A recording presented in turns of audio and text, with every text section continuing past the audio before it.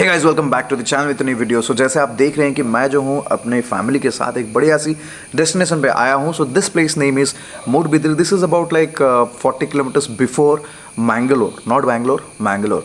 अब ये जो ट्रिप रहा ये हमारी फैमिली के साथ रहा। मैंने सोचा कि यार एक ब्रेक लेना ज़रूरी है, तो हम लोग जो है यहाँ पे पिछले 6-7 दिन से जो है यहाँ पे है। This property actually belongs to a friend और बहुत ही शानदार प्रॉपर्टी है। ये प्रॉपर्टी के बारे में एक डिटेल सा वीडियो मैंने बनाया है जो आगे वाला व्लॉग में आएगा। लेकिन उससे पहले ये बात है कि बहुत सारे लोग जो है मुझे रिक्वेस्ट करते हैं कि बोलू भाई एक लद्दाख 2021 के लिए एक बजट वीडियो बनाओ। सो उसी के बारे में है ये वीडियो। इस वीडियो पे मैं जो है बात करूंगा दो टाइप की बजट्स की। एक जो है मेरा खर्चा कितना हुआ, बिकॉज यू नो कि मैंने जो है एक प्रीमियम सा बाइक लेके गया था 1000 सीसी की बाइक, जिसकी मेंटेनेंस ज़्यादा है, जिसमें फ्यूल कंजप्शन भी ज़्यादा है। एंड ऑब्वियसली अगर आपके पास एक बड़ा बाइक है तो आपको जो है अच्छे होटल्स में रहना पड़ता है जहाँ पे अच्छे खासे सिक्योर्ड पार्किंग होगा। अगर आपके पास नॉर्मल सी बाइक है आपको कोई केयर करने की ज़रूरत नहीं, आप कहीं पर भी पार्क कर लो, कोई टेंशन नहीं, कोई हाथ नहीं लगाएगा।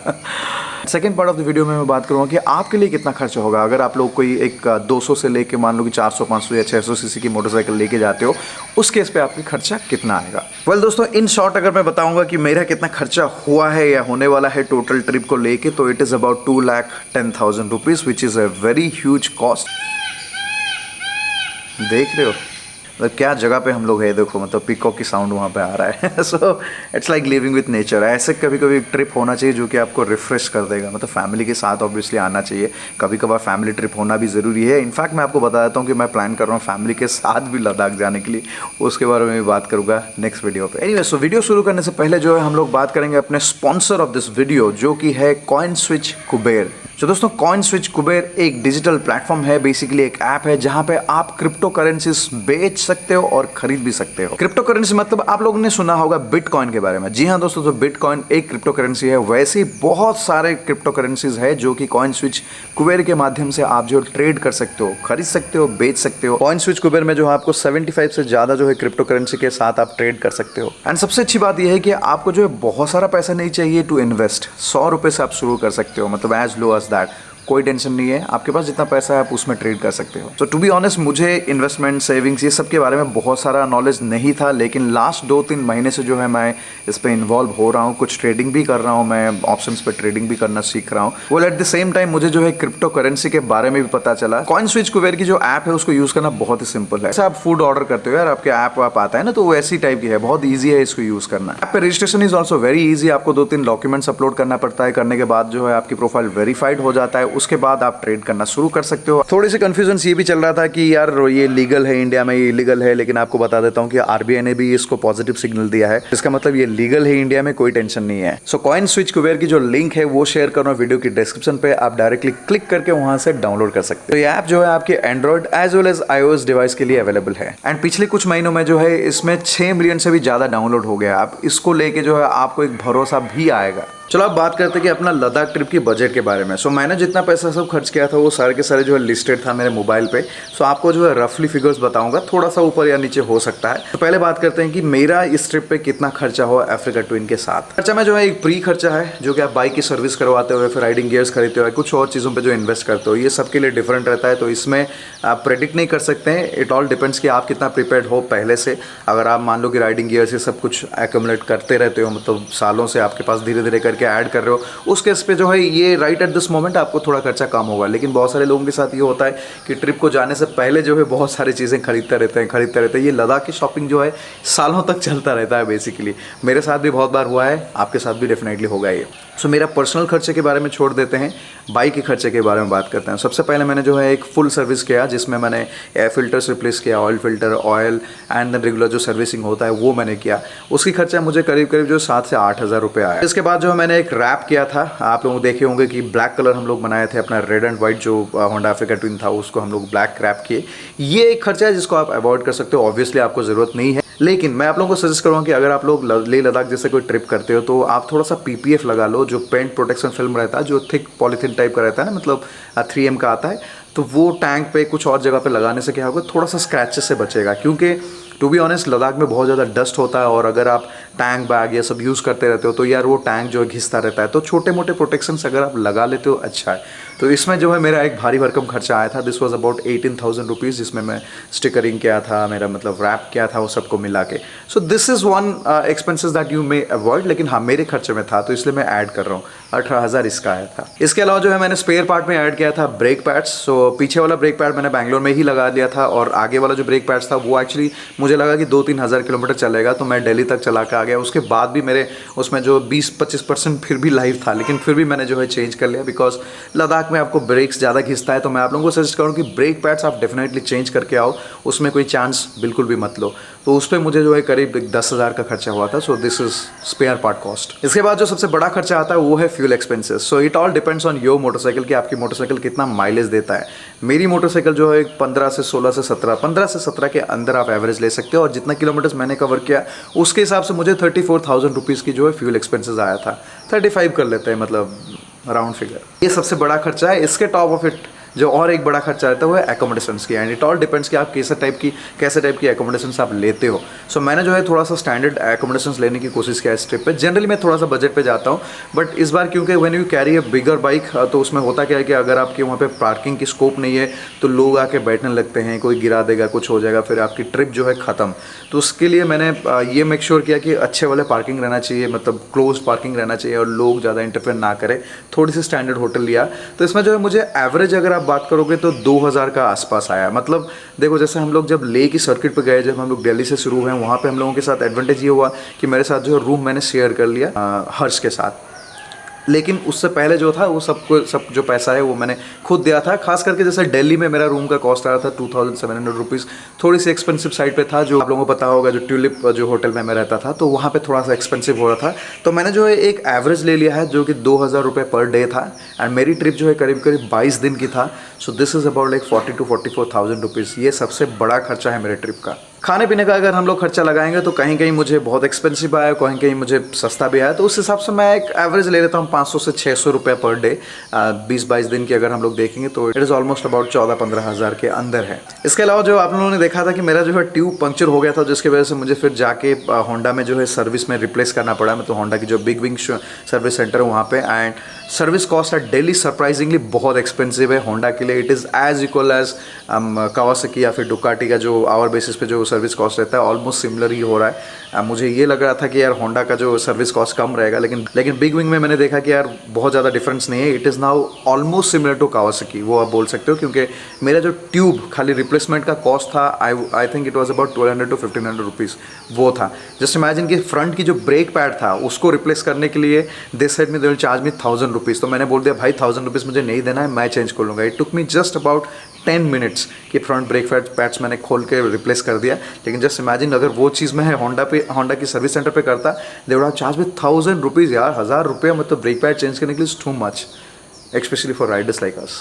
सो जो भी हो, लेकिन वहाँ पे मुझे एक 5,000 का खर्चा आया। ट्यूब खरीदा मैंने, और मतलब जो होंडा की जो ओरिजिनल ट्यूब है वो खरीदा, ट्यूब की रिप्लेसमेंट कॉस्ट था, एंड देन चेन टाइट और चेन की जो सर्विस मतलब मेंटेनेंस था वो, and cleaning of the bike. So this was रफली अबाउट 5,000 रुपीज़। सो ये सब हो गया हमारा जनरल कॉस्ट जो ट्रिप तक था। फिर उसके बाद जो मैं दिल्ली पहुंचा, और दिल्ली के बाद मेरा प्लान ये था कि मुझे जो है बाइक को शिप करना है वापस to Bangalore. So that was again an expensive thing. So ship मैंने 2 रीजन्स की वजह से किया। पहला रीज़न ये था कि it was too hot, and जब आप कश्मीर जाते हो, इतना ठंड वंड देख के आते हो, उसके बाद riding back is very very boring, क्योंकि एक तो टेम्परेचर बहुत जल्दी चेंज हो जाता है, यू फील, और वो एक्साइटमेंट भी आपको नहीं रहता है। जो एक्साइटमेंट आप ट्रिप से पहले आपको रहता है वो एक्साइटमेंट डेफिनेटली एंड पे नहीं रहता है। तो इसलिए मैंने सोचा यार टाइम भी बच जाएगा, क्योंकि यार ये होता है कि बैंगलोर से लेकर दिल्ली तक जो राइड है 3 दिन की राइड है, and it is like very very boring. मतलब ना जो दिल्ली से लेकर बैंगलोर की जो स्ट्रेच रहता है उसमें कुछ नहीं होता है। 3 दिन तक आप जो है एक्सीलेटर को बस दबा के रखो एंड बैठे रहो, और कुछ भी काम नहीं है। It is like miles munching, कोई काम नहीं है उसमें। टायर खत्म होता है, चेन पॉकेट खत्म होता है, ब्रेक्स खत्म होता है, टाइम बहुत ज़्यादा वेस्ट होता है, एंड ऑब्वियसली पेशेंस भी आपको नहीं रहता है रिटर्न जर्नी के टाइम पे। सो इसलिए मैंने सोचा यार इट्स बेटर कि यार भेज देते हैं कार्गो में। अब कार्गो के लिए मैंने सिलेक्ट किया VRL। सो मुझे लगा कि यार वही है कि VRL एक ही ऑप्शन है जिसमें मुझे वो केज के साथ मिलेगा। अग्रवाल पैकर्स एंड मूवर्स भी है, लेकिन मुझे कोई कॉन्टैक्ट नहीं मिला दिल्ली में, लेकिन VRL बहुत ईजिली मिल गया, तो मैंने VRL पे शिफ्ट जो है कर दिया अपना बाइक को। अभी बाइक जो है बैंगलोर में पहुंच चुका है, मुझे कॉल भी आ गया है। सो आज जो है मैं यहाँ से निकल रहा हूँ, तो उसके बाद मैं जाके वहाँ पे बाइक को पिकअप करूँगा। जो ट्रांसपोर्ट की कॉस्ट मुझे आया वो 22,000 था, तो that includes the packing of the bike and वो जो है एक केज के अंदर जाएगा। So this is 22,000 rupees. Obviously फिर मैंने वहाँ से एक फ़्लाइट लिया। Surprising the flight cost was expensive. Maybe ये कि because I booked it on the same day, तो फ्लाइट की कॉस्ट मुझे आया 7,500 rupees from Delhi to Bangalore and then फिर मैं बैंगलोर पहुँच गया। अब इसके बाद जो एक पोस्ट ट्रिप कॉस्ट भी है। अभी क्या हुआ, आप लोग देखे होंगे कि मेरा जो टायर की कंडीशंस बहुत अच्छा नहीं था। सो आपके रेट पे ये प्रॉब्लम भी है कि यार टायर्स जो मिलता नहीं है। बड़े बाइक्स की टायर्स आप लोगों को पता होगा अभी मिल नहीं रहा है, जो मिल रहा है वो डबल द प्राइस पे बिक रहा है। सो बेसिकली जब मैं बैंगलोर से शुरू हुआ, मेरे टायर पे जो है 50% की मतलब जान अभी भी बाकी था। तो मुझे लगा कि यार चलो कर लेते हैं, बिकॉज मल्टीपल रीजन है। ऑब्वियसली टायर्स जो है अभी मिल भी नहीं रहा है, तो सोर्स करना डिफिकल्ट है। एंड आप लोगों को पता होगा कि मैंने जब लद्दाख के लिए निकला, it was a sudden plan. मतलब मैं 1-2 दिन के अंदर ही प्लान किया and everything got fixed with in 2 days and 2 दिन के बाद मैं निकल गया। सो उस केस पे मुझे टायर रिप्लेस करने की मौका नहीं मिला और मैंने सोचा यार 50% लाइफ अभी है, ख़त्म करते हैं ना। हम इंडियन है यार, मतलब हम लोग ऐसे कोई चीज़ को जाने नहीं देंगे। एंड क्यों जाने देंगे, it's always about value for money, right. हमेशा आपको हर प्रोडक्ट की जो है वैल्यू मिलना ज़रूरी है, तो वो है बात। तो इसलिए मैंने ट्रिप कंप्लीट कर लिया। अभी टायर में अभी भी देखोगे तो 10-15% या 20% जान अभी भी है, कोई टेंशन नहीं है। लेकिन फिर भी मैं जो है रिप्लेस कर लूँगा। अब ये टायर की रिप्लेसमेंट कॉस्ट जो है भारी भरकम बनने वाला है। This is going to cost about like 35,000 rupees for both pair of tyres. तो ये एक एडिशनल कॉस्ट है जो हमें लगाना पड़ेगा। It's a post cost. अगर मैं ये ट्रिप पे नहीं जाता तो मेरा टायर जो है अभी और 6-7 महीने चल जाता है, लेकिन अभी जो है मुझे डालना पड़ेगा। सो ये एक कॉस्ट। टायर के बाद में जो है एक और कॉस्ट मेरा आ गया, वो है हैंडल बार। मेरा जो थोड़ा सा टेढ़ा हो गया। आप लोगों ने देखा कि मैंने जो है खारदुंगला पे 2 बार बाइक ड्रॉप किया था, तो जो सेकंड टाइम मैंने ड्रॉप किया उसमें थोड़ा सा हैंडल बार जो है टेढ़ा हो गया। अब मुझे पता नहीं इसकी कॉस्ट क्या आएगा, हो सकता है कि मुझे हैंडल बार रिप्लेस करना पड़े, जो भी आएगा मुझे पता नहीं। और सामने की जो ऑयल सील है, जो राइट वाली ऑयल सील है, वो लास्ट डे के राइड पे थोड़ा सा लीक कर रहा था। अब इसका मतलब ये है कि दोनों के दोनों फॉक्स जो है निकाल के, मतलब ऑयल सील दोनों का रिप्लेस होगा। वैसे भी ये ऑयल रिप्लेसमेंट टाइम भी आ गया था। जनरली जो है 2-3 साल में आपको डेफिनेटली ऑयल चेंज कर देना चाहिए आपकी फोक ऑयल्स, तो ये वही होगा। तो मुझे लग रहा है कि और 10-15 हज़ार का जो है खर्चा रहेगा। So that we have to keep it separately. तो ये सारे के सारे खर्चा जो है अगर आप लोग मिलाओगे तो करीब 2,10,000 की खर्चा होता है, विच इज़ स्लाइटली नहीं, which is actually on the higher side definitely. लेकिन होता है कि अगर आप एक बड़ा बाइक लेके जाते हो, आई एम श्योर कि इसके आसपास जो है सबका खर्चा आने वाला है। मतलब आइदर ट्रिप से पहले आया या फिर बाद में जो रिप्लेसमेंट का कॉस्ट है, वो सब मिला के इतना ही आ जाता है। अब मेरे केस पे ये हुआ कि because I had lot of supporting partners, जिसके वजह से मुझे जो है थोड़ा सा कॉस्ट की जो बर्डन है वो कम हो गया है। So I am really thankful to my supporters. अब बात करते हैं आपके बारे में। अगर आप लोग अपने मोटरसाइकिल लेके जा रहे हो लद्दाख के लिए कोई भी सिटी से, उसका कॉस्ट कितना आएगा। सो मैं जो है फिर से बैंगलोर से ही कैलकुलेट करूँगा। अगर आप किसी और स्टेट से या सिटी से हो जो दिल्ली से नज़दीक है, उसमें आपको कॉस्ट जो है कम पड़ेगा। अब देखो सबसे ज़्यादा जो डिफरेंस आता है वो नंबर ऑफ डेज़ के ऊपर मैटर करता है एंड नंबर ऑफ किलोमीटर्स के ऊपर, जिसमें आपका फ्यूल एक्सपेंसेस आता है। लेट्स इमेजिन कि आप जो है एक मिड सेगमेंट की बाइक लेते हो। फॉर एग्जांपल अपना फेवरेट बाइक ही बोल देते हैं, डोमिनार की, बजाज डोमिनार। सो बजाज डोमिनार अगर आप देखोगे तो 25 से लेकर 30 की माइलेज आएगा, depending on your riding style. अगर आप बहुत तेज़ चलाओगे तो 25 की माइलेज देगा, और अगर आप मॉडरेटली चलाओगे मतलब 80 से 100 के अंदर तो 30-32 की माइलेज दे देगा। उस हिसाब से अगर हम लोग किलोमीटर्स कैलकुलेट करेंगे, सो बैंगलोर से लेकर दिल्ली की जो किलोमीटर्स है 2,200 के आसपास आता है एक साइड का। सो दोनों साइड का हो जाएगा 4,400। वहाँ से लेके जो लद्दाख आप जाके आओगे उसमें भी आपको आ जाएगा करीब 1,800 से 2,000 किलोमीटर्स। सो ऑलमोस्ट 6,500 किलोमीटर्स की जो है आपकी टोटल जर्नी बनने वाला है। अब 30 किलोमीटर्स की अगर हम लोग एवरेज माइलेज लेते हैं, आप कोई भी अगर आप और छोटा बाइक ले रहे हो तो उसमें माइलेज और ज़्यादा आएगा, तो उस केस पे आपकी खर्चा जो है कम हो जाएगा। ये जस्ट एजम्पशन वैल्यूज़ है, आपको मतलब एक आइडिया देने के लिए। अब प्रॉब्लम ये है कि यार इंडिया में अभी जो है पेट्रोल के प्राइसेस बहुत ज़्यादा एक्सपेंसिव है। हर स्टेट पे जो है आपको डिफरेंट प्राइस मिलेगा। लकीली दिल्ली और उस साइड पे जो है हमें पेट्रोल की प्राइस बहुत कम मिला, लेकिन बैंगलोर जैसे जगह पे अगर आप देखोगे 104 रुपये, 105 रुपया। लद्दाख पे भी सेम रेट से 104-5 रुपया है। सो मान लो कि हमारी बाइक जो है 30 की एवरेज दे रहा है, मतलब 30 की एवरेज दे रहा है। उस हिसाब से अगर देखोगे 6,500 kilometre from Bangalore and back, उस पर आपको जो है 216 लीटर की जो है पेट्रोल खर्चा आएगा। मतलब 216 लीटर की पेट्रोल आपको जो है यूज़ होगा इस ट्रिप पे। अब इसको मल्टीप्लाई करते हैं पेट्रोल की प्राइस के हिसाब से। देखो एवरेज ले लेते हैं 102 ले लेते हैं, मतलब आई एम श्योर कि कहीं ज़्यादा है कहीं कम है। सो 102 ले लेते हैं, उसके हिसाब से देखते हैं। 102 मैंने अगर कैलकुलेट किया तो 22,000 की जो है आपको पेट्रोल एक्सपेंसेस आएगा, दोनों साइड पे राइड करते हो। आप देखो मेरा खर्चा जो है 35,000 35,000 की आया था, that too only one side. मतलब यहाँ से गया दिल्ली एंड लद्दाख से फिर दिल्ली आया। ये 2000 किलोमीटर्स मैंने कैलकुलेट नहीं किया, तब भी जो है 35,000 रुपीज़ मेरा पेट्रोल में खर्चा हुआ because of the low fuel efficiency. Next जो खर्चा आपको आने वाला है वो एकोमोडेशन के ऊपर है, एंड ये डिपेंड करता है कि आप किस टाइप की एकोमोडेशन लेते हो एंड आपका कितना दिन का ट्रिप है। मैं आप लोगों को सजेस्ट करूंगा, अगर आप लोग लद्दाख की ट्रिप प्लान कर रहे हो तो you should add one more partner with you. मतलब अकेले ट्रैवल मत करो, दो लोगों के साथ, अगर दो लोग अगर आप होंगे, you and one more rider, then उस केस पे थोड़ा सा एकोमोडेशन की कॉस्ट जो है कम हो जाता है। तो in that case what will happen, 1000 से लेके 1500 के रुपये के अंदर जो आपको अच्छे खासे रूम्स मिल जाएगा। अगर मान लो कि 1500 रुपया भी है, अगर आप दो लोग हो तो आपको पर हेड जो है 750 रुपीज़ कॉस्ट आएगा पर डे। अब आपकी ट्रिप मान लो कितने दिन के लिए है, मान लो कि आप 30 दिन का ट्रिप करते हो, सबसे लंबा वाला ट्रिप 30 दिन का है, आराम से कर रहे हो, सब कुछ एरिया कवर करते हुए जा रहे हो। In that case also 750 into 30 days is what your cost. तो उस हिसाब से जो है आपको हो रहा है 22,500 रुपया ऑन दी एकोमोडेशन पार्ट। अगर आप ट्रिप को 20-22 दिन या फिर 25 दिन के अंदर खत्म कर रहे हो तो फिर आपके बजट और कम आ जाएगा। देखो हम लोग हमेशा कॉस्ट को जो है हायर साइड पे कैलकुलेट करेंगे ताकि आप प्रिपेयर्ड रहोगे फॉर द बेस्ट। मतलब आप ज़्यादा एक्सपेंसेस के लिए कैलकुलेट करो and then on the trip if you start saving your cost, बहुत बढ़िया बात है, आपके पास कुछ कैश रह जाएगा। लेकिन खर्चा हमेशा प्रिपेयर हो फॉर बिगर कॉस्ट, क्योंकि अगर आप कम पैसा कैरी करते हो या फिर प्रिपेयर हुए हो एंड वहाँ पे रोड पे आपको ज़्यादा खर्चा आ जाता है, फिर then you may have trouble.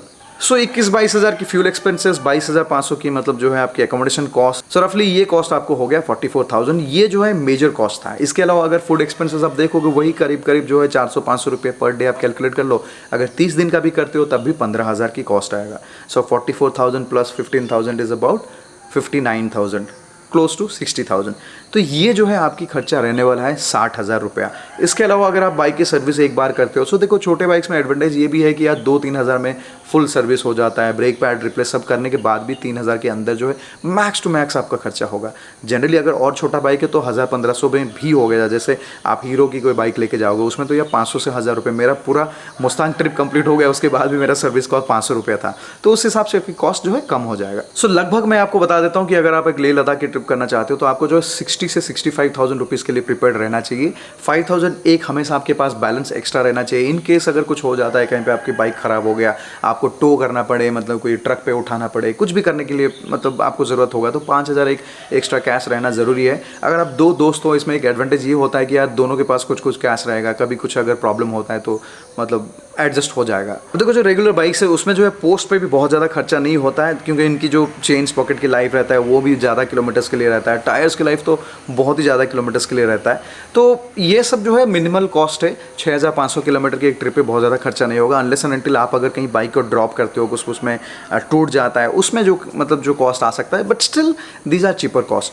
तो आप ये समझ लो कि यार 60 से 65,000 जो है मतलब 60 से 65,000 रुपीज़ आप लेके एक लेह लद्दाख ट्रिप की प्लान कर सकते हो from Bangalore to Ladakh and back.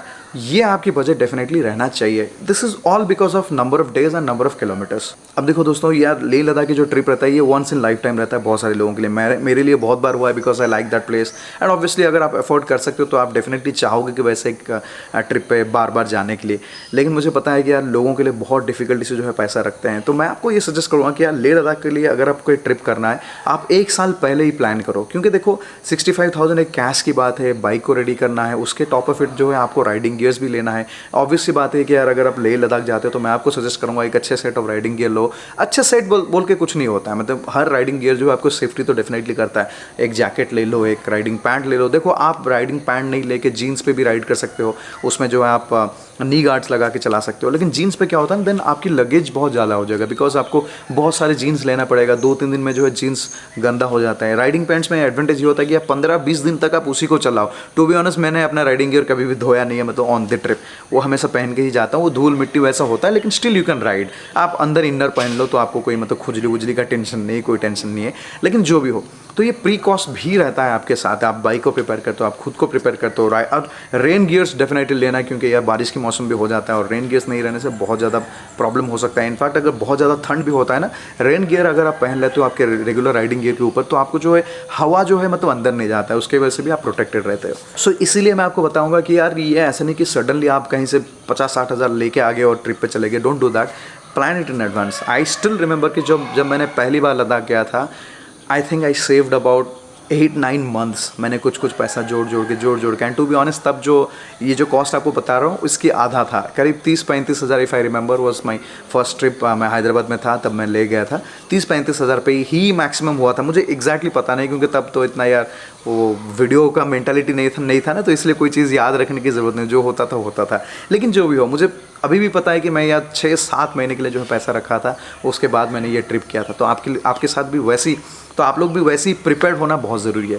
That's all about it friends, thank you so much for watching this video. उम्मीद करता हूँ कि ये वीडियो आपको अच्छा लगा होगा। अगर अच्छा लगा होगा तो एक थम्स अप दे दीजिए। अगर आपको अभी भी कोई कमेंट्स है, मतलब क्वेश्चंस है अबाउट द बजट, तो do let me know in the comment section of the video. Either me या फिर कोई और बंदा जो जिसको एक्सपीरियंस है, ऑलरेडी गया है, वो आंसर कर सकता है। और जी हाँ दोस्तों, जैसे मैंने आपको बताया कि अगर आप लोगों को क्रिप्टो करेंसी पे इन्वेस्ट करना है तो कॉइन स्विच कुबेर एक बहुत ही सही इंडियन ऐप है जिस पे आप ट्रस्ट कर सकते हो, और वहाँ से जो है आप शुरू कर सकते हो अपना इन्वेस्टमेंट क्रिप्टो करेंसी पे। ऐप की जो लिंक है वो शेयर करो वीडियो के डिस्क्रिप्शन पे, डायरेक्टली जाके आप क्लिक करके वहाँ से डाउनलोड कर सकते हो। सो बाय बाय, टेक केयर।